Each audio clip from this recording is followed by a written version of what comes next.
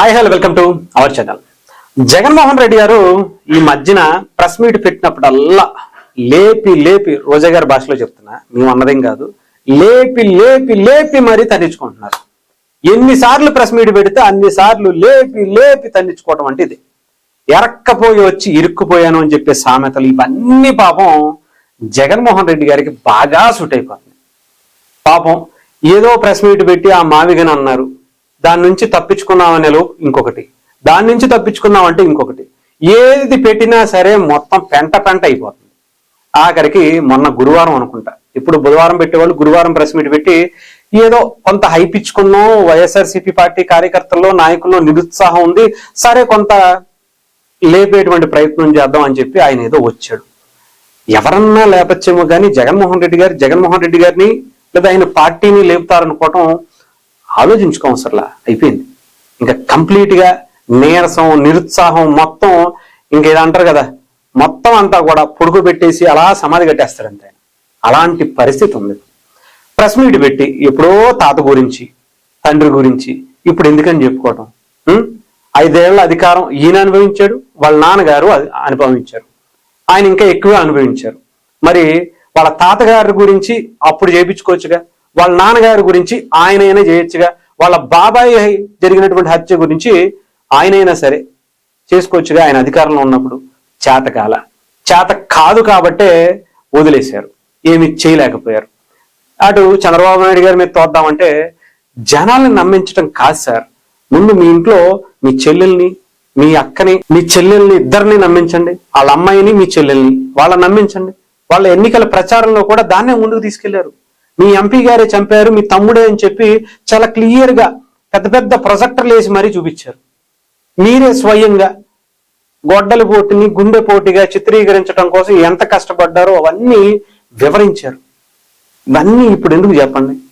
మొత్తం అంతా ఆంధ్రప్రదేశ్ ప్రజలు, 2 తెలుగు రాష్ట్రాల ప్రజలు రాయలసీమ ఫ్యాక్షనిజాన్ని మర్చిపోయారు. అంతా అయిపోయింది.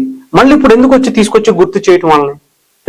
మీ జగన్మోహన్ రెడ్డి గారు వాళ్ళ తాత ముత్తాతలు అందరూ కూడా స్వతంత్ర సమరయోధులు, అది ఇది అని చెప్పి ఇచ్చేటువంటి ఆ ఎలివేషన్స్ బిల్డప్లు, ఏదైనా సినిమా తీసుకోండి సార్. జనాలకి క్లియర్ గా తెలుసు.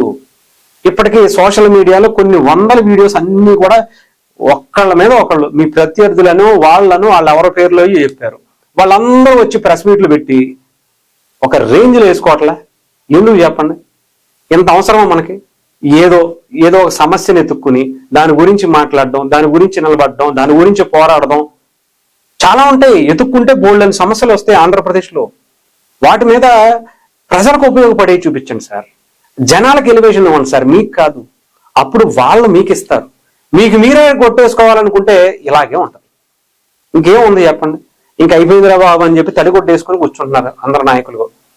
ఇంకో జగన్మోహన్ రెడ్డి గారు ఆంధ్రప్రదేశ్కి ఆ అలంకా ప్యాలెస్ నుంచి బెంగళూరు నుంచి వస్తున్నారు అంటే సరే ఈసారన్నా లేపుతాడు, మా పార్టీని హైపిస్తాడు అని అనుకోవటం. ఇక్కడికి వచ్చిన తర్వాత ఇంకా 4 అడుగులు గోతులు తవ్వటం, మళ్ళీ పొడబెట్టుకోవటం. ఇదే పరిస్థితి అయిపోయింది. ఏదన్నా బయటకు వస్తుంది అనుకుంటే పాపం ఇంకా ఆయన అధాపాతాళానికి సెగం తొక్కితే మీరు ప్రెస్ మీట్ పెట్టి మొత్తం బోరేసి దింపుతున్నట్టు ఉంది. ఇంక మీరు అలాంటి పరిస్థితి ఎందుకు సార్? ఆలోచించుకోండి. ఫ్యాక్షనిజం గురించి, మీ స్వాతంత్ర సమరయోధుల గురించి, ఇప్పుడు సోషల్ మీడియాలో ఆ చరిత్రల గురించి సినిమాలు వచ్చేసాయి సార్. అలాంటి సినిమా ఏమన్నా ప్లాన్ చేయండి. యాత్ర 1, యాత్ర 2 తీశారుగా, గాతాత్మక కథలు పెట్టి అలాంటి సినిమాలు తీసి రాజారెడ్డి గారు ఇంత స్వాతంత్ర సమరయోధుడు, గాంధీ గారితో, నెహ్రూ గారితో, వాళ్ళ తాతలతో ఇలా యుద్ధాలు చేసేవాళ్ళు, అలాంటి వ్యక్తులు అది ఇది అని చెప్పి అప్పుడు చెయ్యండి. అదేదో సినిమా కాబట్టి కాసేపు వచ్చి చూసుకుంటారు. అంతేకాని జనాలకు తెలిసినప్పుడు, వాళ్ళ చరిత్ర గురించి తెలిసినప్పుడు, ఆయన చేసేసినటువంటి ఎన్నో అద్భుతమైనటువంటి పనుల గురించి ఇలా బయటకు వచ్చి మీరు చెబితే ఏమన్నా ఉందా? ఉత్తి కారేట్లా. ప్రత్యర్థులు కాదు, మీకు అసలు నిజంగా చెప్పాలంటే ఒక్కొక్క మాటకి మీరు మీ దగ్గర నుంచి ఏ ఒక్కడైనా సమాధానం ఇచ్చేటువంటి పరిస్థితి ఉందో చెప్పండి. ఎందుకు వచ్చింది చెప్పండి. ఆ లేపి లేపి లేపి మరి తన్నించుకోవటం. రోజా గారు అన్నట్టుగా నిజంగా అది ఆవిడ ఏ ముహూర్తాన్ని అన్నదో తెలియదు కానీ పర్ఫెక్ట్ యాప్ట్ అయిపోతుంది. ప్రతిసారి ఆ లేపి లేపి లేపి తన్నించుకుని బోరేసి మరి రిగ్గింగ్ బోరేసి మరి తవ్వేసి దాంట్లో పాత పెట్టేస్తున్నట్టు అయిపోతుంది. కొంచెం జాగ్రత్త సార్. ఆ స్క్రిప్ట్లు ఇన్ని పేపర్లు పట్టుకొస్తున్నారు. ఆ రాసిచ్చేవాడినైనా సరే ఏందిరా నాయనా నా కొంప కోల్చడానికి నువ్వు రాసెత్తున్నావా అని చెప్పి 4 తగిలిండి అన్న మంచిగా రాత్రేమి ఈసారన్న. లేకపోతే ఇంకైపోయింది. మీ తాత ముత్తాతల పేరు చెప్పుకున్నటువంటి మీ వారసత్వం ఈ దెబ్బతో పులివెందుల్లో మళ్ళీ మెజారిటీ కాదు కదా, గెలిచేటువంటి పరిస్థితి కూడా లేకపోతే ఉపయోగం ఉండదు సార్. ప్రతిపక్షానికన్నా రావాలని కోరుకోవాలిగా, కనీసం ఉన్నది 11 కూడా పోవాలని రాస్తున్నట్టున్నాడు స్క్రిప్ట్. ఏం చేస్తారో చూసుకోండి కొంచెం.